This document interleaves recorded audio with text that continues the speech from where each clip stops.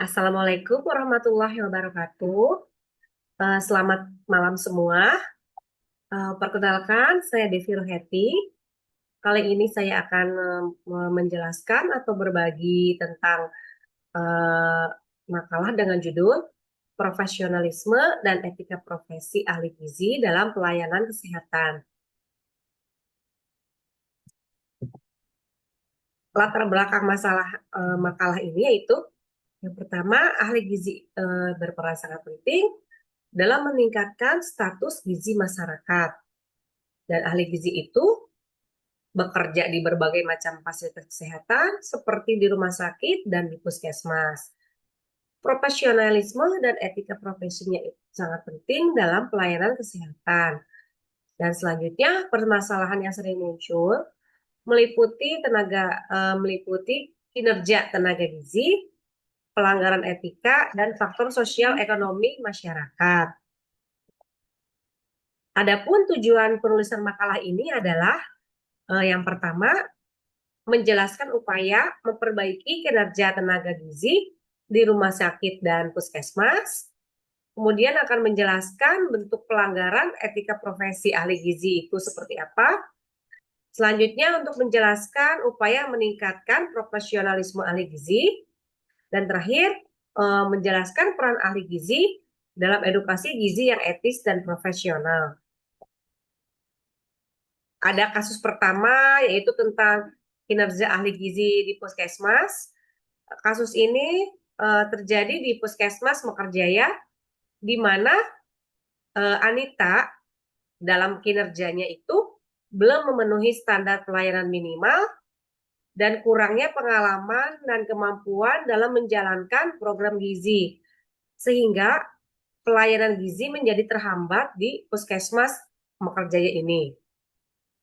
Untuk upaya perbaikannya, dari atasan langsung diadakan evaluasi kinerja terhadap kinerja Anita tersebut.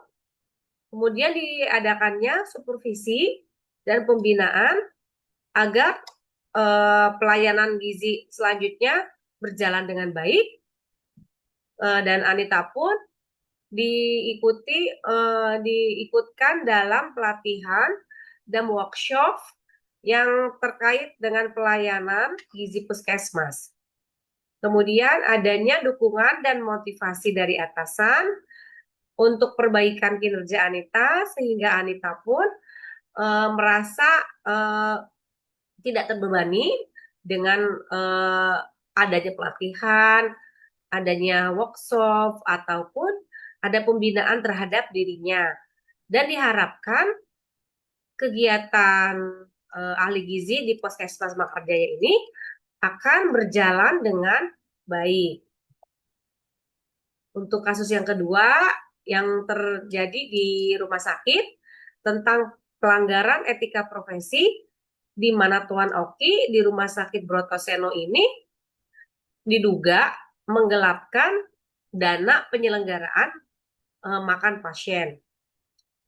Pelanggaran yang terjadi ini melanggar prinsip kejujuran sebagai tenaga gizi di rumah sakit dan juga melanggar tanggung jawab profesional ahli gizi, dan terakhir mengabaikan kepentingan pasien.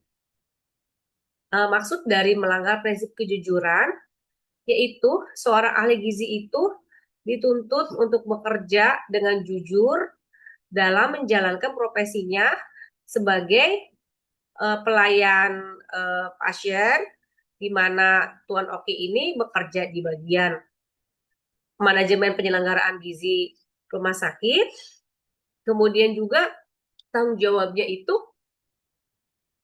kurang profesional karena uangnya yang dananya itu harusnya diperuntukkan untuk pasien, malah digunakan untuk yang lain, sehingga kepentingan pasien juga terabaikan, harusnya menunya baik menjadi kurang baik. Untuk penanganan pelanggaran etika ini, langkah yang dapat dilakukan, yang pertama diadakannya investigasi oleh pihak rumah sakit yang diawali oleh atasan langsung, yaitu ke instalasi gizi.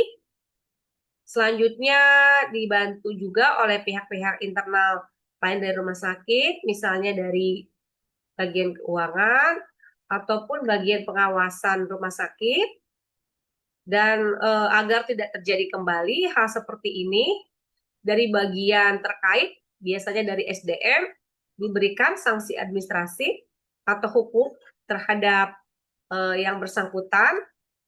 Selanjutnya diadakan lebih peningkatan sistem pengawasan dalam penggunaan dana untuk penyelenggaraan makan. Kemudian selalu adanya laporan tiap bulan tentang penggunaan dana dibandingkan dengan jumlah pasien secara transparansi, sehingga keuangan tiap bulannya dapat diketahui oleh orang-orang yang terkait, dalam hal ini instalasi gizi atau pihak internal rumah sakit, bisa dari bagian keuangan atau dari bagian pengawasan rumah sakit.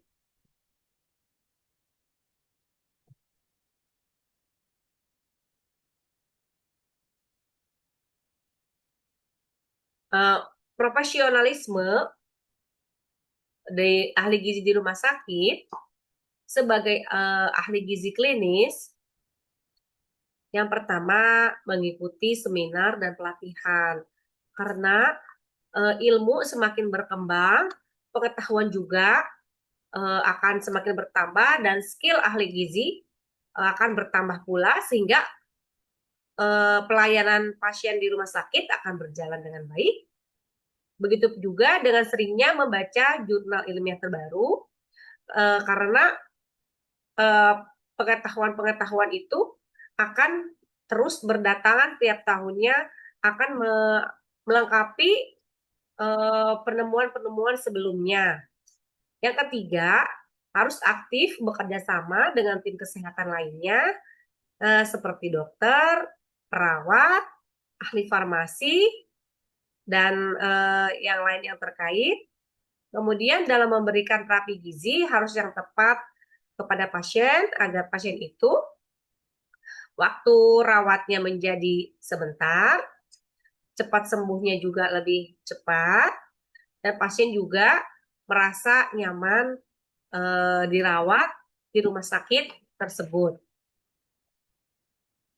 Untuk profesionalisme ahli gizi di puskesmas, di sini ahli gizi puskesmas itu sebagai ahli gizi komunitas, yang tugasnya itu melakukan penyuluhan gizi, bisa di puskesmasnya atau di posyandu-posyandu, dan terjun ke masyarakat langsung. Kemudian pemantauan pertumbuhan balita juga, dan melaksanakan program pencegahan stunting, kemudian pendekatan kepada masyarakat, jadi berupa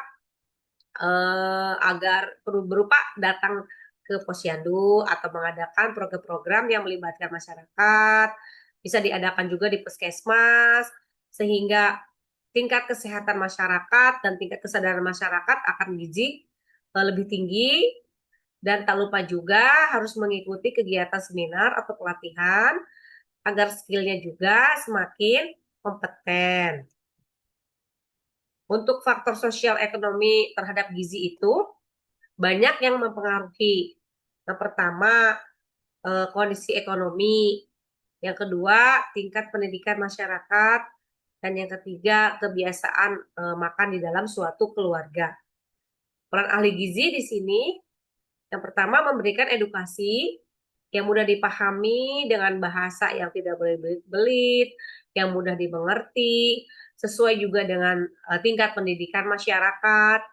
Kemudian menyesuaikan rekomendasi dengan kondisi masyarakat, artinya dalam memberikan edukasi atau penyuluhan tentang makanan, gunakan bahan makanan yang biasa dimakan oleh masyarakat setempat, mudah didapat, harganya terjangkau, tetapi kandungan gizinya bagus.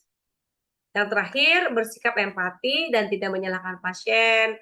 Dalam hal ini, misalnya, seandainya ada keluarga pasien dengan balita gizi buruk atau stunting, tidak mendoktrin pasien tersebut, tetapi memberikan semangat, memberikan edukasi, sehingga pasiennya itu merasa nyaman dengan ahli gizi dan akan tingkat penyembuhan si balitanya akan lebih cepat dan ibu juga merasa nyaman. Dengan demikian dapat disimpulkan bahwa ahli gizi itu memiliki peran penting dalam pelayanan kesehatan baik di rumah sakit maupun di puskesmas. Yang kedua, profesionalisme dan etika profesi harus selalu dijunjung tinggi agar pelayanan kesehatan terhadap masyarakat berjalan dengan baik. Selanjutnya, peningkatan kompetensi dan pembinaan sangat penting sebagai dasar untuk